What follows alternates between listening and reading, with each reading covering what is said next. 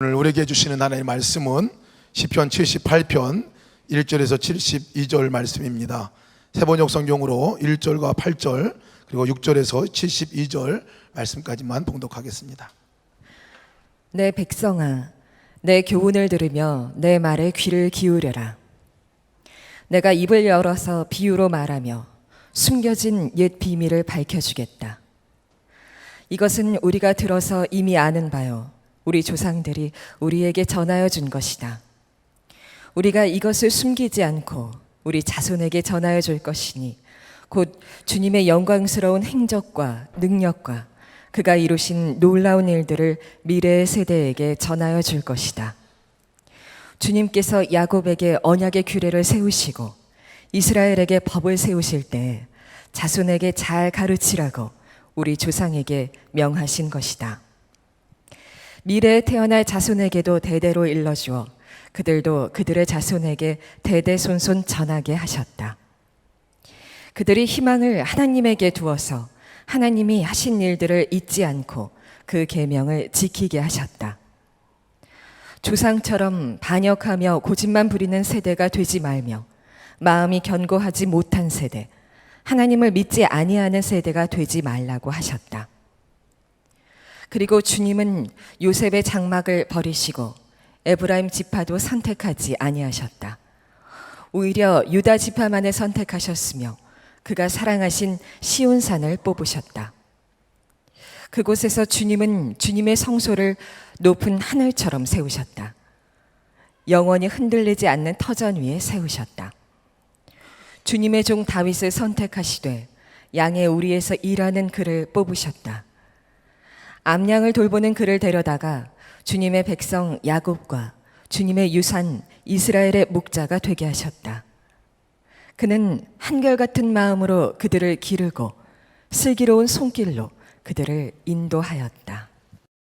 우리가 살면서 정말 어려운 때가 누구로부터 잘못했다고 지적받을 때입니다. 저에게도 그렇게 말하는 분들이 있으세요. 목사님, 목회 그렇게 하는 거 아닙니다. 설교 그렇게 하는 거 아닙니다. 그렇게 지적하는 분들이 있으십니다. 속에서 막 올라와요. 그런 말 들으면 정말 억울하기도 하고 할 말도 많고 따지고도 싶고 속상하기도 하고 그런 마음이 올라옵니다. 잘못했다는 말 하는 사람 한 사람도 없었으면 좋겠어요. 솔직히 정말 아무도 저에게 잘못했다는 말, 목사님 잘못이에요 이런 말 안 했으면 좋겠어요. 그런데 지금까지 살아오면서 하나님이 깨우쳐 주신 것이 제가 잘못했다고 누가 지적하는 말을 제가 듣기 싫어하면 그건 저는 망한다는 것을 깨우쳐 주셨어요. 여러분들에게도 꼭 같습니다. 듣기 싫은 말, 주로 잘못을 지적하는 이야기죠. 부부 사이에도 가족들끼리도 또 교우들 사이에도 그런 말 듣는 일은 대단히 고통스러운 일이지만 그러나 누군가로부터 잘못을 지적받는 일은 그것은 내가 사는 길이라는 걸 아셔야 합니다. 그때 그 말을 달게 받는 일, 서로 그 사람이 잘못 보았다 할지라도 그런 말을 소중하게 생각하고 달게 받는 자세를 가져야 우리가 영적으로 죽지 않습니다. 우리는 어쩔 수 없이 죄의 덩어리인 육신을 가지고 죄의 본성을 여전히 가진 채 삽니다. 그러므로 우리 스스로가 보지 못하는 것을 다른 사람이 보는 경우가 많습니다. 그럴 경우에 우리가 명심해야 될 것은 들어야 한다는 겁니다. 이 시편 78편은 이스라엘 백성들에게 아주 마음 아픈 이야기를 전하는 메시지입니다. 이스라엘 백성들이 이 메시지 듣기 싫어하는 메시지입니다. 그건 이스라엘 백성들이 하나님의 은혜를 늘 받고 살면서도 하나님에게 늘 배신했다는 것입니다. 그래서 시편 78편 기자가 제일 먼저 제발 들으라고 그렇게 말씀합니다. 1절 말씀에 보면 내 백성아 내 교훈을 들으며 내 말에 귀를 기울여라. 이 말씀을 들으면 사는 거고 듣기 싫어하면 죽는 겁니다. 이 시편 78편은 사도행전 7장에 나오는 스데반 집사의 설교를 연상시킵니다. 아주 긴 분량도 똑같습니다. 이스라엘 백성의 역사를 이야기합니다. 그 역사는 하나님을 배신한 역사입니다. 끊임없이 하나님에게 죄 지은 역사입니다. 스데반이 그때 당시에 유대교 지도자들 앞에서 이스라엘의 그 조상들이, 이스라엘 민족이 얼마나 그동안에 하나님에게 범죄했는지, 하나님의 선지자를 얼마나 죽였는지 그 설교를 할 때 그들이 귀를 막고 스데반에게 돌을 던져서 죽였습니다. 잘못을 지적하는 사람을 어떤 때는 이렇게 입을 막고 죽이고 싶은 생각이 들잖아요. 그러면 그는 망해버립니다. 이스라엘 백성이 정말 들어야 하는 메시지를 지금 시편 78편 기자가 말씀하고 있는 겁니다. 그리고 이 메시지를 이스라엘 백성들이 잘 들을 뿐만 아니고 자손들에게도 전해주라는 겁니다. 자손들에게. 6절 말씀에 보면 미래에 태어날 자손에게도 대대로 알려주어 그들도 그들의 자손에게 대대손손 전하게 하셨다. 우리 자신도 들어야 될 뿐만 아니고 특별히 우리 후손들에게 들려줘야 되는데 뭘 들려주라는 거죠? 우리처럼 살지 말라는. 우리처럼 살지 말라. 여러분, 우리가 우리의 다음 세대, 우리 자손들에게 반드시 전해줘야 될 것은 우리의 실패 이야기입니다. 우리가 잘못했다는, 내가 하나님을 제대로 믿지 못했었다는, 그로 인해서 내가 겪었던 엄청난 실패들을 우리 후손들에게 전해주어야 된다는 거예요. 왜? 우리 후손들이 하나님을 잘 믿어야 하기 때문에. 8절 말씀에 보면 조상처럼 반역하며 고집만 부리는 세대가 되지 말며 마음이 견고하지 못한 세대, 하나님을 믿지 아니하는 세대가 되지 말라고 하셨다. 여러분, 이 이야기가 시편 78편에 나오는 이야기입니다. 이스라엘 백성들이 그동안 하나님 앞에 얼마나 잘못 살았는지, 얼마나 하나님의 은혜를 배신하고 살았는지에 대한 이야기가 나오는데, 그런데 참 놀라웠게도 그 이스라엘 백성들이 배신의 이야기를 하려고 하다 보니까 동시에 하나님의 은혜에 대한 이야기를 같이 해야 되는 겁니다. 왜냐하면 이스라엘 백성들이 하나님에게 배신하면 하나님이 그 다음에 또 다시 은혜로 그것을 용서해 주십니다. 또 잘못 지으면 또 하나님이 또 그들을 용서하고 품으십니다. 이스라엘의 역사는 바로 이 두 가지로 계속 반복되는 역사입니다. 하나님의 은혜를 주시고 이스라엘은 또 배신하고, 하나님이 진노하셔서 그들을 치시다가 또 그들을 다시 용서하시고 또 은혜를 주시고, 이 역사의 반복입니다. 9절부터 66절까지 말씀을 요약하면 바로 그 이야기예요. 하나하나 다 설명을 드리자면 오늘 설교 시간에 다 할 수도 없어서 그런 내용만 전체적으로 뭉뚱그려 드리면, 하나님이 이스라엘 백성을 애굽에서 구원해 내시고 가나안 땅에 들어가기까지 이스라엘 백성을 인도하십니다. 그런데 이스라엘 백성들은 끊임없이 불평합니다. 하나님의 은혜를 받으면서도 그들은 끊임없이 하나님에게 원망합니다. 먹을 것을 달라고, 고기를 달라고, 물을 달라고. 하나님이 불평 원망하는 이스라엘 백성들에게 진노하시지만 결국은 그들이 원하는 걸 주십니다. 하늘에서 만나를 주시고, 고기가 먹고 싶다 그러니까 하나님이 동풍을 불게 해서 메추라기를 다 몰아서 그들에게 고기를 먹게 하십니다. 여러분들 고기 좋아하시나요? 어떻게 드시나요? 하나님이 이스라엘 백성들에게 메추라기를 먹게는 하셨는데 하나님이 그들을 보고는 진노하셨어요. 그들이 얼마나 탐욕적으로 그 메추라기를 움켜쥐고 그리고 먹는지, 그 모습이 하나님 보시기에 너무 싫었어요. 이스라엘 백성들이 그런 사람들이었습니다. 그러나 하나님이 그들을 끊임없이 용서하시고, 그리고 불기둥 구름기둥으로 그들의 길을 인도하시고 그 백성들을 여전히 품어주셨습니다. 가나안 땅에 들어갔습니다. 그것도 하나님의 은혜지요. 그런데 가나안 땅에 들어가서 그들은 우상 숭배에 빠집니다. 하나님을 잊어버립니다. 하나님이 견디다 못해서 그들이 섬기는 성소를 다 무너뜨리시고, 그리고 그들을, 이방인들을 세워서 다 포로로 잡아가 버립니다. 그 비참함은 말할 수가 없죠. 그때 하나님께서 다시 마음을 돌이키십니다. 하나님이 들어쓰셨던 이방인들, 이스라엘의 원수들을 하나님 멸하시고 이스라엘 백성을 다시 돌아오게 하십니다. 이게 이스라엘의 역사예요. 여러분, 우리가 주목해 보아야 합니다. 우리들의 이야기일 수 있으니까. 하나님은 우리에게 끊임없이 은혜를 베푸시지만 우리는 끊임없이 하나님에게 범죄하는 사람들입니다. 그럼에도 불구하고 하나님은 여전히 우리에게 은혜로우십니다. 하나님이 67절에서 72절까지에 보면은 이스라엘 백성들을 위해서 지도자를 세우십니다. 왕을 택하여 주십니다. 유다 지파에서 다윗을 세우시는 거죠. 근데 이 이야기조차도 하나님의 은혜입니다. 하나님이 이스라엘 백성의 지도자를 세우시려고 다윗을 세우셨는데 거기에는 무슨 기준이 있을 거 아니겠습니까? 하나님이 다윗을 괜히 세우셨겠습니까? 그런데 가만히 이 유다와 다윗을 보면 하나님 앞에서 그들이 그렇게 좋은 사람들이 아니었습니다. 그들이 깨끗한 사람도, 그리고 그들이 능력이 많은 사람도 아니었어요. 오히려 유다와 다윗은 참 말하기도 민망할 만한 죄인들이었습니다. 야곱의 12아들이 있었는데 그 중에 유다에 대한 기록이 제일 많이 나옵니다. 그런데 좋은 기록만 나오는 게 아닙니다. 유다에 대해서 제일 많은 분량의 기록은 며느리 다말과의 관계에서 자식을 낳은 이야기입니다. 한국 선교 초창기 때 어느 유학자가 성경을 읽으라고 해서 읽다가 그 부분에서 성경을 내던져버리고 말았어요.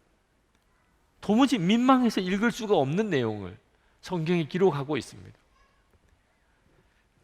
유다의 큰아들의 며느리 다말이 결혼해서 자식을 낳지 못하고 그 큰아들이 죽습니다. 그때 당시에 풍습에 의해서 자식을 낳기 위해서 둘째 아들에게 시집을 가게 했는데 둘째 아들은 아들을 낳기가 원치 않아서 하나님이 징계하셔서 또 죽습니다. 유다가 다말이라는 며느리를 더 이상 셋째 아들과 맺어주고 싶지가 않았습니다. 그래서 집에 보내버립니다. 친정으로. 이 다말이 어떻게 해서든지 그 집안의 대를 이어야 되겠다고 생각하고, 그러나 셋째 아들에게는 자기를 보내주지 않고, 그래서 창녀로 변장을 해서 길가에서 시아버지와 관계를 하게 됩니다. 그렇게 해서 임신을 한 이런 이야기가 유다 이야기입니다. 그 이야기가 또 성경에 아주 장황하게 기록되어져 있습니다. 하나님이 유다를 택하셨다. 유다가 뭐가 잘나서 택한 것도 아니고 자격이 있어서 택한 거 아닙니다. 다윗은 그보다 더 나쁜 사람입니다. 흔히 사울 왕과 다윗을 비교하지만 사울 왕이 하나님 앞에 버림받은 죄는 아말렉과 전쟁할 때 제사장인 사무엘이 오기 전에 자기가 제사를, 마음이 급해서 자기가 제사 드린 죄. 아말렉을 다 진멸하라 그랬는데 살찐 송아지 양떼들 끌고 온 죄, 그게 불순종의 죄라 하나님이 사울 왕을 버리셨습니다. 그에 비하면 다윗의 죄는 말할 수 없이 큽니다. 전쟁이 나서 이스라엘 군사들이 다 전쟁터로 나갔는데 충성스러운 부하 우리아의 아내 밧세바와 간음죄를 짓습니다. 임신을 하고 그리고는 이걸 어떻든지 덮어버리려고 우리아를 간접살인 죽여버립니다. 간음죄와 살인죄를 지은 다윗입니다. 그런 다윗을 하나님이 택하셨어요. 도대체 하나님이 분별이 있으신 겁니까? 그럼 이거 뭘 이야기하는 거죠? 하나님의 은혜를 말해주는 것입니다. 유다를 택하시고 다윗을 택하신 것은 하나님의 은혜, 자격 없는 자를 하나님이 택하시고 받을 수 없는 그런 자격 없는 자에게 사랑을 하나님이 부으시는 것을 그대로 보여주는 겁니다. 그런데 아무 자격이 없는가 하면 마지막 72절에 오늘 우리가 다 읽은 대로 이런 조건을 이야기를 합니다. 그는 한결같은 마음으로 그들을 기르고 슬기로운 손길로 그들을 인도하였다. 아, 그렇구나. 다윗을 하나님이 택하신 것은 다윗이 그 양떼들을 한결같은 마음을 가지고 기르고 그리고 슬기로운 손길로 그들을 인도했기 때문이구나. 그렇게 읽어지기도 합니다. 그러나 여러분, 그것 때문에 하나님이 다윗을 택하신 거 아닙니다.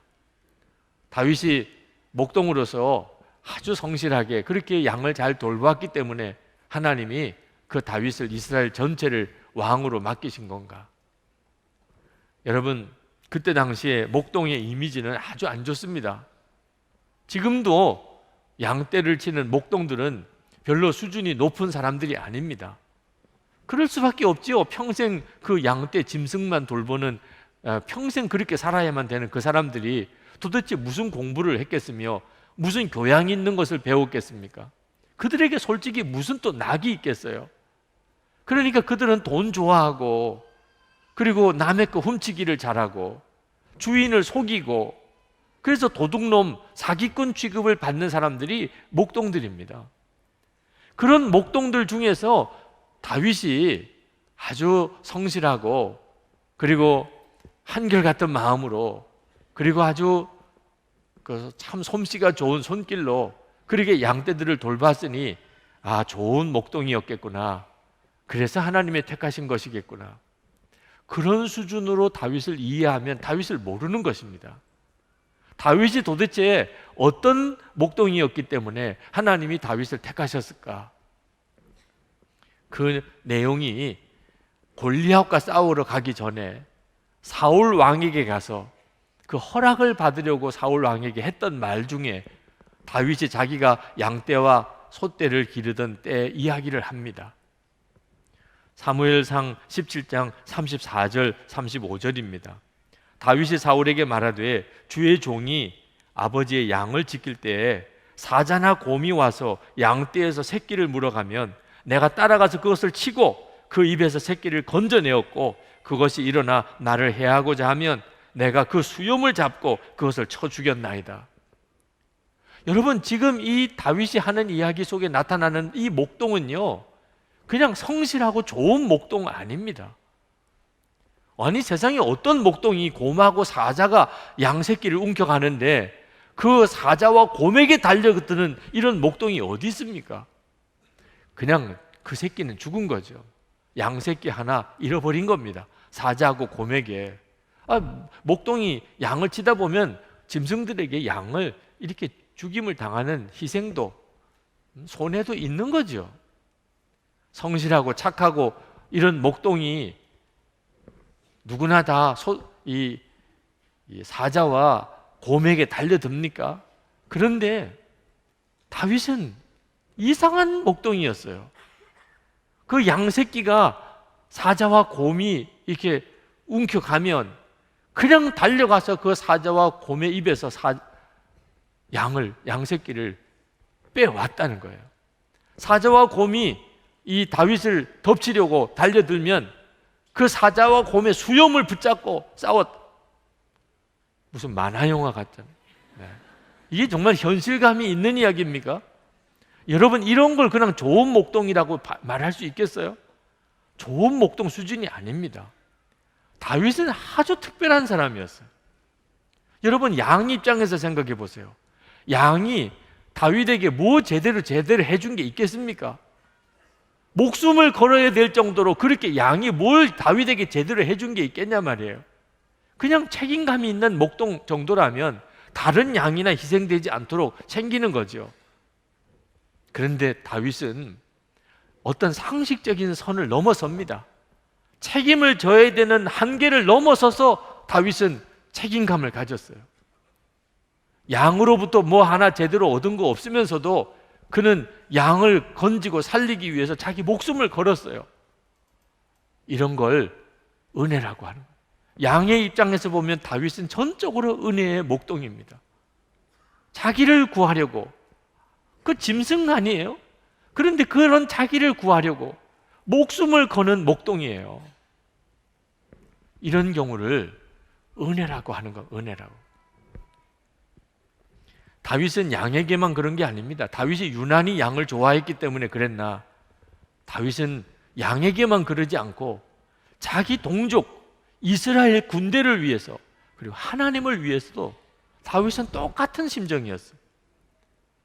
다윗이 이어서 이렇게 이야기합니다. 주의 종이 사자와 곰도 쳤은즉 살아계시는 하나님의 군대를 모욕한 이 할례받지 않은 블레셋 사람이리이까? 그가 그 짐승의 하나와 같이 되리이다. 또 다윗이 이르되 여호와께서 나를 사자의 발톱과 곰의 발톱에서 건져내셨은즉 나를 이 블레셋 사람의 손에서도 건져내시리이다. 여러분, 이게 소년의 말이라고 생각이 드십니까? 사울 왕이 소년 목동이 와서 자기에게 이 말을 했을 때 어떤 심정이었겠어요? 사울 왕이 오히려 압도당했어요.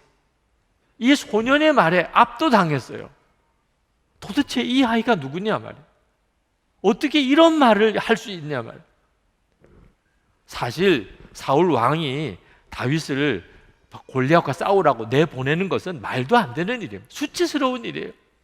상대방은 구척 장신 거인인데 여기는 소년 다윗을 싸우러 나가 보내는 그런 왕이 어디 있겠습니까? 그런데 사울 왕이 다윗에게 완전히 압도당한 거예요. 야, 얘 무슨 일 저지르겠구나. 야, 얘 무슨 큰일 하겠네. 벌써 말을 들어보면 범상치 않은 거예요.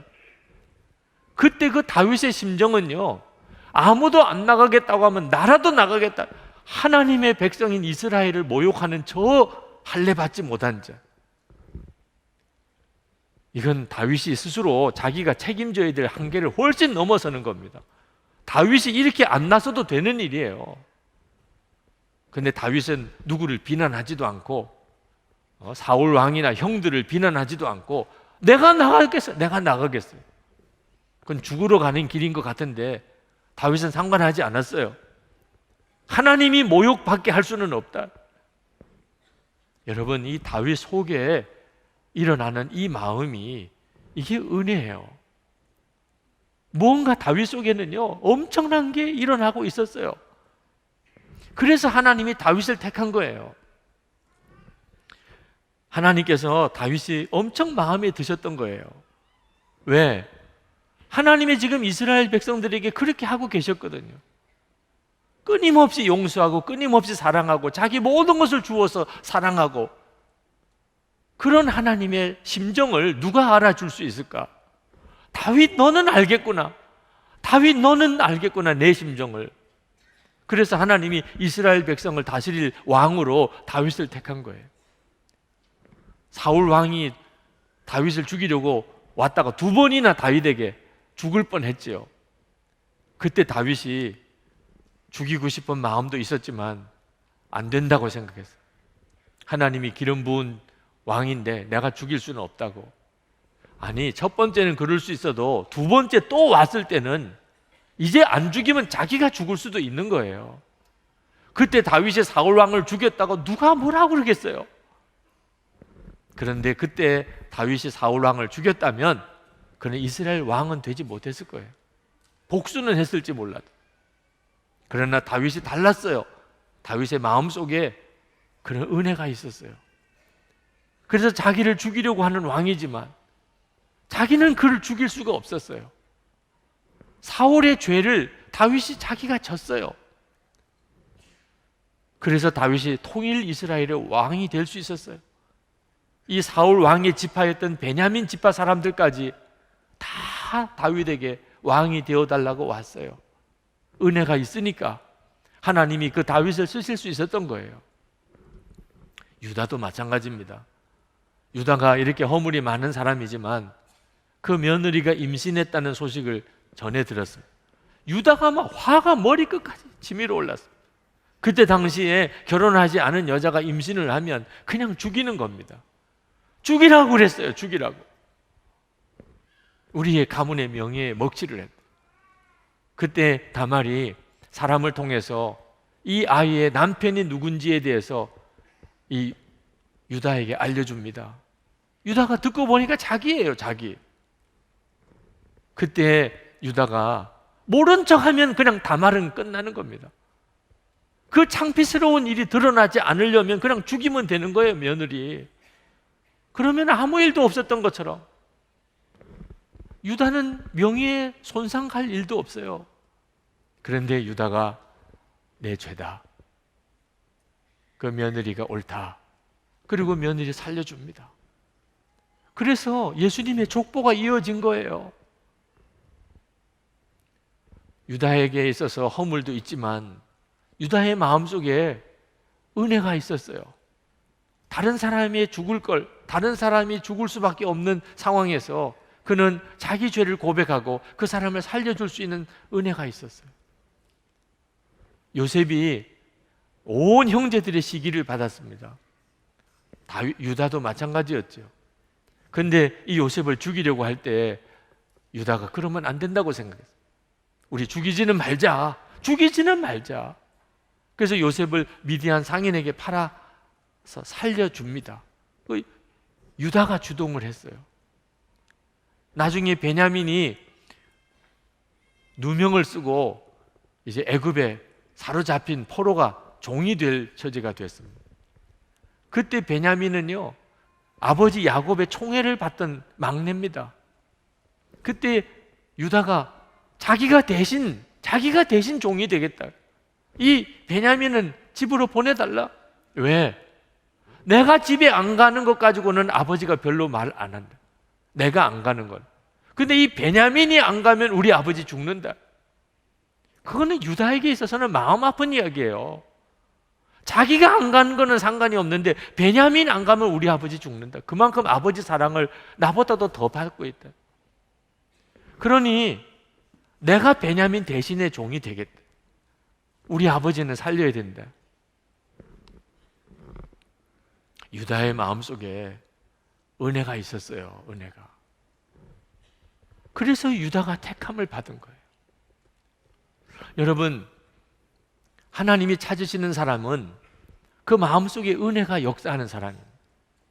그건 하나님이 그런 은혜의 하나님이시기 때문에 당신이 은혜의 하나님이시니까 은혜가 있는 사람을 하나님이 그렇게 좋아하시고 그리고 그 사람을 쓰시는 겁니다.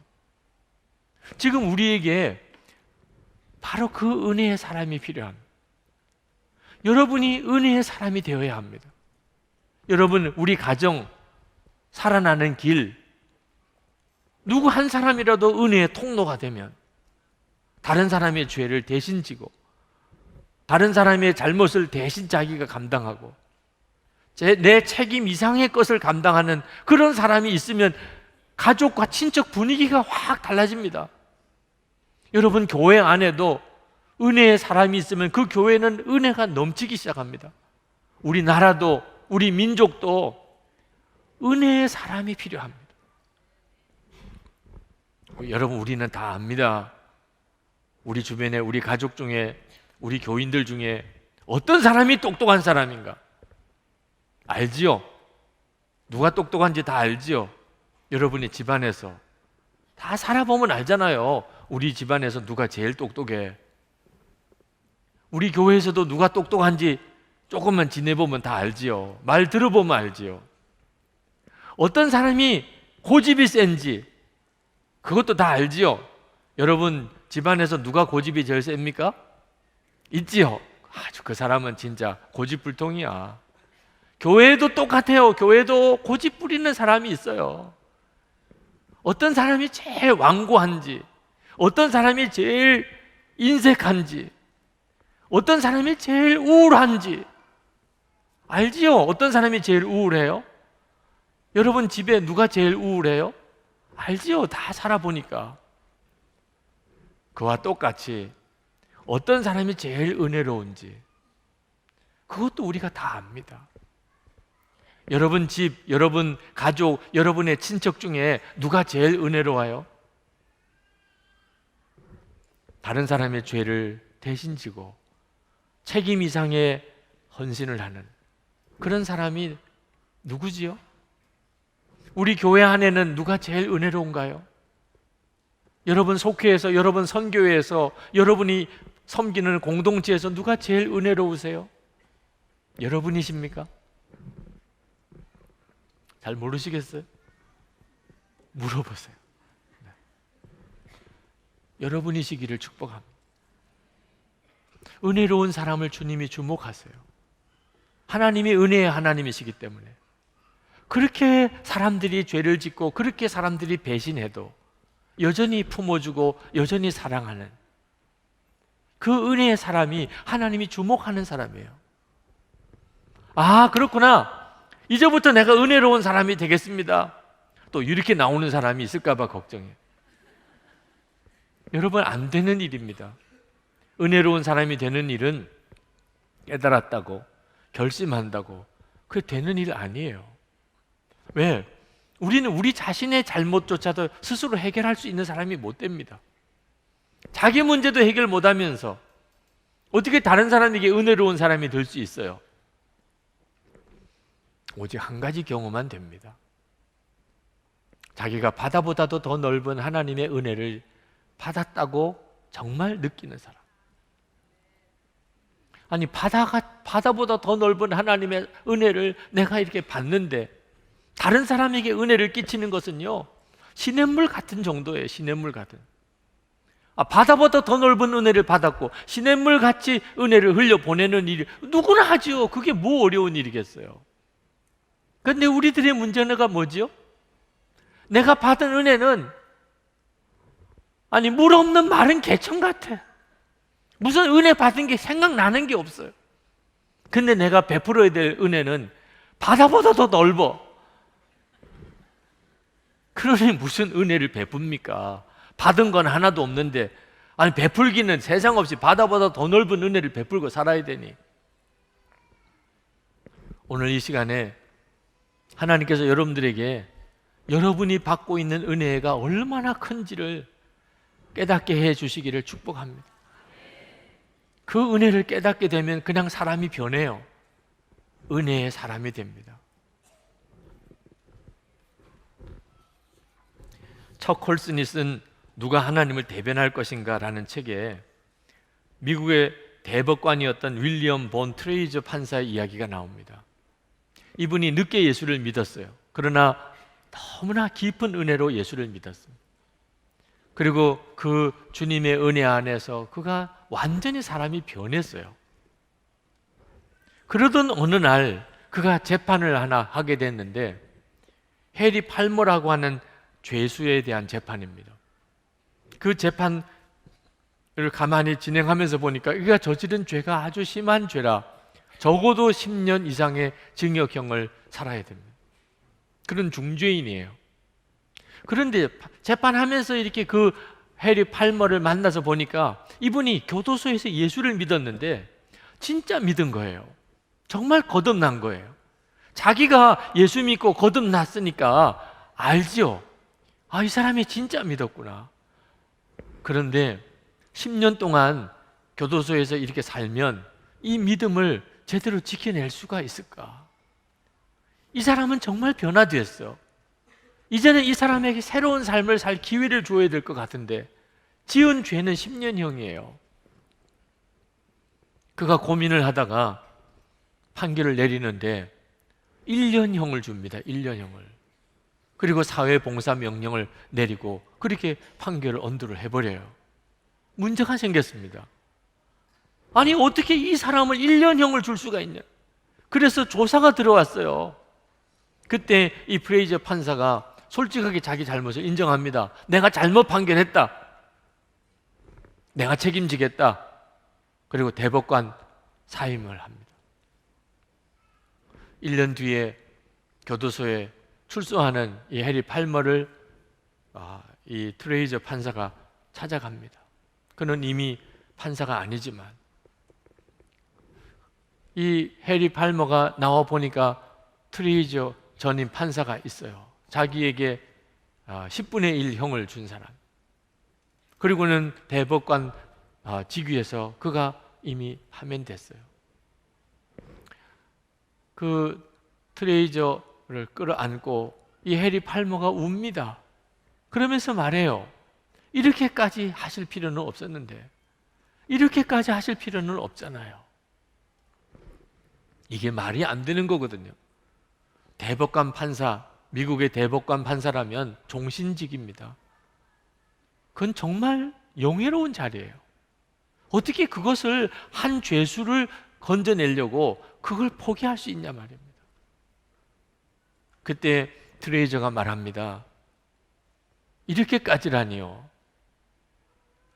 하나님께서는 형제와 저를 구원하려고 당신의 독생자를 십자가에 못 박아 죽기까지 하셨는데 이렇게까지라니요. 하나님의 은혜를 깨달으면 사람이 이렇게 바뀌어요. 아마 여러분 중에는 지금도 이 트레이저 판사를 이해 못하는 분 많으실 거예요. 그건 이유가 하나입니다. 트레이저 판사가 보았던 하나님의 은혜, 하나님이 나를 사랑하시고 독생자를 주셔서 나를 구원하신 그 은혜, 그것이 얼마나 큰지를 모르니까 그런 거예요. 듣기만 했지 그것이 실제로 얼마나 큰 은혜인지를 깨닫지 못하니까 이해가 안 되는 거예요. 여러분, 다윗이 은혜를 베풀 수 있었던 것은 다윗이 엄청난 은혜를 받았기 때문입니다. 은혜를 못 받았다면 그렇게 할 수 없어요. 다윗이 받은 은혜가 뭡니까? 항상 하나님이 함께 계시는 것이었어요. 어릴 때 그는 들판에서 혼자 양떼를 지키고 있을 때도 하나님이 함께 계시다는 것을 그는 알았어요. 하나님이 나와 함께 계시다는 것이 다윗에게는 가장 놀라운 것이었어요. 그 어떤 것도 무섭지가 않았어요. 사자와 곰 무섭지 않았어요. 하나님이 나와 함께 계시니까. 하나님이 나와 함께 계시니까 자기를 죽이려고 달려드는 사울 왕도 얼마든지 그 용서해 줄 수 있었어요. 밧세바가 간음하고 난 다음에 나단 선지자가 네가 바로 그 죄인이라고 하나님의 진노를 전해 주었을 때 그는 하나님 앞에 꼬꾸라져서 구했던 게 하나 있어요. 하나님, 제가 잘못했는데 이것만큼은 절대로 거두지 말아주세요. 시편 51편 11절에 나를 주 앞에서 쫓아내지 마시며 주의 성령을 내게서 거두지 마소서. 다윗이 정말 하나님 앞에 애통하면서 몸부림치면서 하나님, 이것만큼은 성령을 거두지 말아주세요. 그 말은 다윗이 그동안에 늘 성령과 함께 살았다는 뜻 아닙니까? 늘 성령과 같이 살았어요. 이것이 다윗의 가장 큰 축복이었고 기쁨이었고 그리고 모든 것이었어요. 그렇기 때문에 다윗은 그런 은혜를 베풀 수 있었던 거예요. 그런데 여러분, 그렇다면 우리는 다윗보다도 더 은혜를 받고 있는 사람입니다. 너희 안에 거하시는 그리스도, 골로새서 1장 27절에서 말씀했어요. 우리가 이 보배를 질그릇에 가졌으니, 고린도후서 4장 7절에서 말씀했어요. 우리 안에 주님이 와 계세요. 다윗은 늘 성령으로 살았지만 다윗 안에 계시지는 않았어요. 그런데 지금은 우리 안에 계세요. 우리는 다윗보다도 더 큰 은혜를 받고 있는 겁니다. 몰라서 그런 거예요. 우리가 우리와 함께 계시는 주님에 대해서 눈이 뜨이지 않아서 그런 거예요. 여러분, 성령의 충만함을 받아야 되는 이유가 뭡니까? 성령께서만 우리가 어떤 은혜를 받고 있는지를 알게 해주시기 때문이에요. 고린도전서 2장 12절에 우리가 세상의 영을 받지 아니하고 오직 하나님께로 온 영을 받았으니 이는 우리로 하여금 하나님께서 우리에게 은혜로 주신 것들을 알게 하려 하십니다. 성령께서 알게 하세요. 어떤 은혜를 내가 받고 있는지. 듣기는 들어도 실제로는 모르는 분들이 많습니다. 그러니까 하나님의 은혜는 물 없는 마른 개천 같은 거죠. 뭐 바다보다도 더 넓은 게 무슨 말인지 이해가 안 되는 사람. 오직 성령께서 이 시간에 여러분의 마음에 깨닫게 하실 수 있는 분이에요. 성 프랜시스가 그가 참 경건한 사람이었습니다. 그 제자가 어느 날 꿈을 꿨는데 천국에 참 높은 곳에 아름다운 보좌가 있길래 그 비는 보좌에는 누가 앉기로 되어 있습니까? 그 너희 스승인 성 프랜시스를 위해서 준비된 보좌라는 겁니다. 야, 하늘에서도 우리 선생님이 이렇게 유명하시구나. 그 어느 날 프랜시스에게 물었어요. 선생님은 스스로를 어떻게 생각하십니까? 그때 성 프랜시스가 금방 대답하기를 나는 이 세상에서 모든 사람보다 더 악한 죄인이라고. 그랬더니 이 제자가 펄쩍 뛰면서 선생님 그렇게 말하면 위선자예요. 어떻게 선생님이 저 살인 강도짓 도둑질 저 말할 수 없는 죄인들보다 더 악한 죄인이라고 말할 수 있어요? 그건 겸손도 아니고 그건 위선이에요. 그랬더니 성 프랜시스가 말했어요. 내가 받은 은혜를 만약에 다른 사람이 받았다면 그는 나보다도 더 훌륭한 사람이 될 수 있었을 것이에요. 내가 그런 은혜를 받고도 이 정도밖에 못 사는 것은 내가 모든 사람보다 더 죄인이기 때문이라. 여러분, 그런데 성 프란시스가 받은 은혜, 우리가 받은 은혜 뭐 다른 게 있을까요? 여러분, 성 프란시스는 받았는데 우리는 못 받은 은혜가 뭐지요? 이런 데는 빨리 계산해 봐야 되잖아요. 그렇죠? 네. 하나님 앞에 따질 것도 있잖아요. 그렇죠? 왜 성 프란시스에겐 주고 나는 안 주십니까?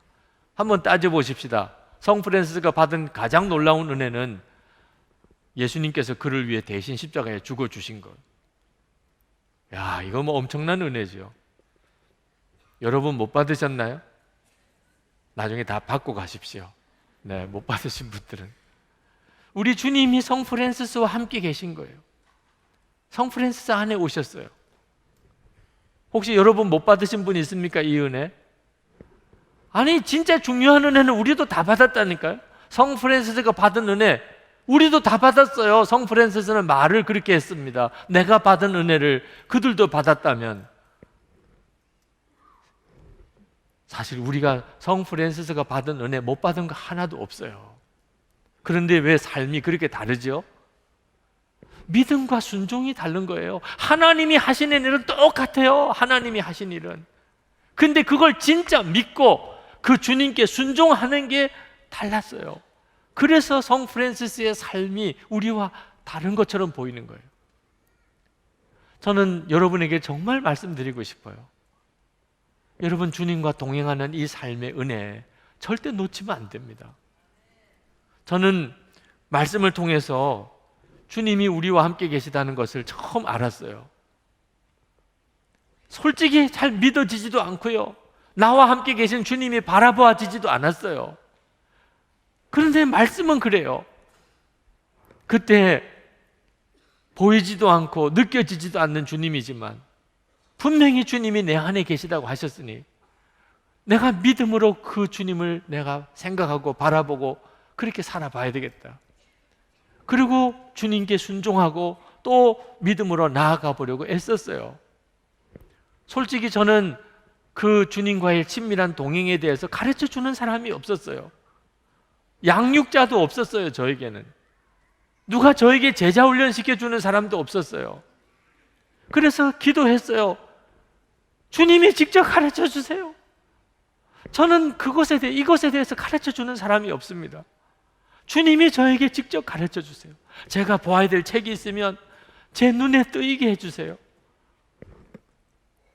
그러면서 지금까지 주의 인도를 받아왔어요. 만약에 내가 확실히 믿어지기 전에는 나 설교 안 할 거야. 내가 직접 체험하기 전에는 나는 한 걸음도 안 움직일 거야. 만약에 그랬었다면 저는 아마 지금 이렇게 누리는 이 은혜가 없을 거예요. 영성일기 사역을 하는 이유가 거기에 있어요. 여러분에게 진짜 주님과 동행하는 이 은혜를 알게 해드리고 싶어요. 주님을 바라보는 눈이 뜨이고 나면요, 그러면 바다보다 더 넓은 은혜가 내게 쏟아부어지고 있음을 알게 돼요. 그 다음에는 다른 사람에게 은혜를 베푸는 일이 전혀 어렵지 않습니다. 하나님의 놀라운 계획이 내 삶에 이루어지는 거예요. 오늘 이 시간 여러분에게 그 역사가 있기를 축복합니다. 우리 이 시간 복음 찬양을 하나 좀 불렀으면 좋겠어요. 여러분에게 조금 낯선 찬양일 수도 있겠고 어떤 사람은 알고 있는 찬양일 수도 있겠는데, 은혜로만 들어가네, 은혜로만 선다네, 그분의 임재 가운데 오라 하시네. 오늘 이 시간 여러분들이 정말 주님, 제가 주님의 은혜 안에 들어가게 해주소서. 이 시간 제게 주의 은혜를 바라보는 눈을 열어주소서. 그렇게 기도하는 마음으로 이 찬양을 부르겠습니다. 우리 다 일어나서서 부르겠습니다.